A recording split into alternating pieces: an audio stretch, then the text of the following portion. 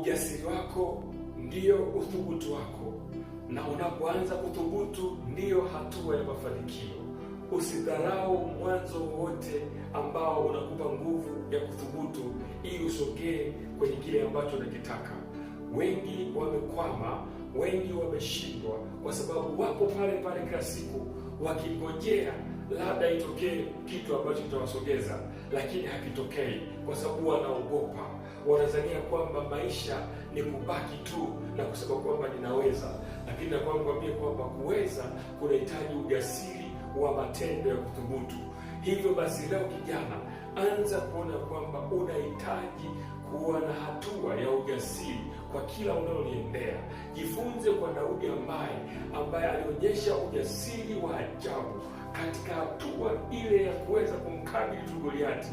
Ndipo alipopata ushindi na kumwangusha Goliati, na watu wote wakajua kwamba Daudi hakika ni wa vita.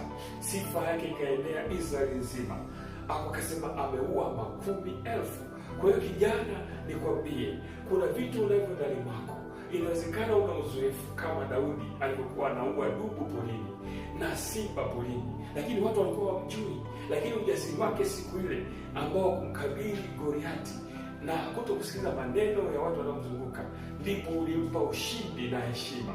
Heshima yako ipo katika ujasiri na kumwamini Mungu ya kwamba anaweza, ya kwamba hapa Mungu anaweza kunisogeza nikafanikisha katika hili jambo.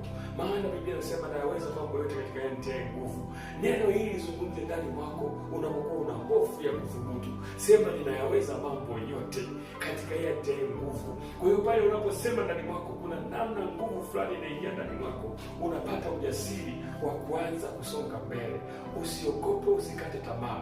Mtu yoyote asikutishie, maana ujasiri wako ulioko ndani mwako ndio utakupelekea ukafanya matendo ya kuweza kufikia kwenye hatima ambayo unaitaka. Kuna hatima zinahitaji kufaiti, maana maadui ni wengi. Kuna hatima ambazo zinahitaji kutokusikiliza maneno ya watu, maana wanasema maneno ni wengi. Kuna hatima ambazo watu, vizuizi ni vingi. Inahitaji kama kijana uwe jasiri wa kupambana na watu ambao ni vizuizi ili ufike kwenye hizo hatima. Kwa hiyo leo kijana, jivike ujasiri, jivike moyo wa kusema kwamba ninaweza na nitafanya. Kwa hiyo ujasiri na kufanya vinaenda pamoja. Action. Uwe ni mtu wa kuthubutu kila wakati.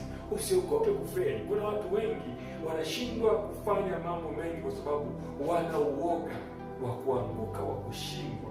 Nikwambie, jasiri haogopi kuanguka. Hata akianguka mara 70 atainuka tena, na huo ndio ujasiri. Kukosea sio shida.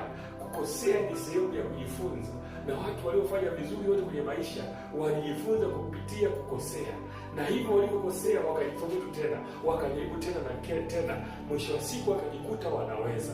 Hakunaga mtu hata siku moja ambaye atajifunza gari siku hiyo hiyo na kuendea siku hiyo hiyo. Kuna wengine wanakosea, anapojifunza atagongesha, mara ashindwe, akate kona huku badala ya huku, lakini mwisho wa siku anakuja kuwa dereva mzuri. Kwa sababu gani? Hakati tamaa, anaendelea mbele na ujasiri wa kuweza kujifunza. Kwa hiyo usiogope ndugu yangu, usisikilize maneno ya watu. Kuna watu wana maneno ya kuonyesha kwamba lile jambo haliwezekani, lile jambo ni kwa ajili ya watu fulani, na wao umeingiza ndani ya moyo wako. Kumbe ungejaribu wewe, unaweza kuliko wao. Kuanzia leo anza kujiamini kijana, kuona kwamba wewe ndio unaweza kuliko wengine. Mungu akusaidie na akubariki sana siku ya leo. Amen.